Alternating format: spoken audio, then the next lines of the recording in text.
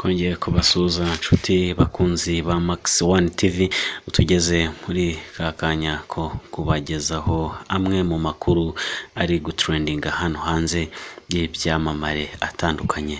Wowe uri mu bihe bidasanzwe by'ubuzima, no kuvuga ngo uri mu buzima butakoroheye, wowe uri kugorwa n'imibereho cyangwa n'ubundi buryo butandukanye, baba bagorwa n'ibintu byinshi, harimo kuba imibereho yabo kubona wenda nk'ifunguro ry'umunsi ari ibintu bisa nk'aho ari inzozi kuri we, ariko nakubwira ntikomera, ijuru ntago ryakwibagiwe. Wowe rero ukunda amakuru y'ibyamamare, nakwifuriza gukanda subscribers undi ukajya ukurikira amakuru hano kuri Max One TV, kuko niho honyine wakora amakuru agezweho ku isi hose. Ubu rero tugiye kukubwira kuri story z'aba Kim Kardashian, dore ko iri joro habaye ibihe bidasanzwe byo kumurika imideri. Iyi kanzu ubona Kim Kardashian yamuritse iri joro, ndetse na Peter Davidson we ari nawe mukunzi we, iri joro niyo myenda yari iri kumurikwa. Ikanzu Kim Kardashian yamuritse ni kanzu isa neza cyane, niyo First Lady John Kennedy, umugore we yakundaga ngo kwambara kera muri za 62. Uyu modeli rero ni ikintu bagarutseho, kuko urabonamo na Joe Biden, nibo ubundi aba Kardashian nabo barabambika. Uwo mutipe nawe ni umuhanzi, ni ibyamamare gusa. Ariko no kuvuga ngo ikindi nakubwira nuko iri joro hari ibihe bidasanzwe, kuko ni ryo joro ryo kumurika imideri ryaranzwe n'ibyamamare byinshi bitandukanye. Urabona abo bose ni ibyamamare bikomeye cyane mu kumurika imideri. Uyu nguyu uramuzi, ni umunyamakuru, we umudamu wambaye akantu k'umweru ni umunyamakuru. Ni ibyamamare gusa byari birimo.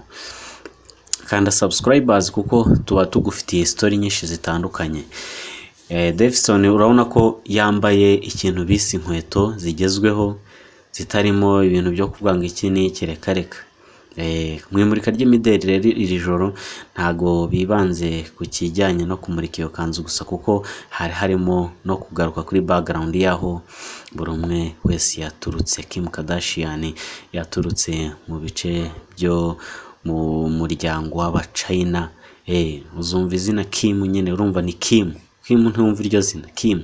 Uri afite amamuko ari hakurya mu Bushinwa, niba atari Taiwan, hafi aho ngaho. Ariko Kim Kardashian nuko akomoka muri imwe muri iyo miryango yaje kuzamuka. Rero umuryango w'Abakardashian wazamutse mu 1967 nibwo batangiye kumenyekana mu imurikwa ry'imideri. Uwo muryango ubona bicaranye bose ni umuryango umwe. Uyu ubona uri kugarukamo ni umugore wa Justin Bieber. Uwo ni Davidson na Kim Kardashian. Iri joro rero ntago ari aba Kardashian gusa bari barimo, kuko hajemo ibyamamare byinshi cyane, harimo Nicki Minaj,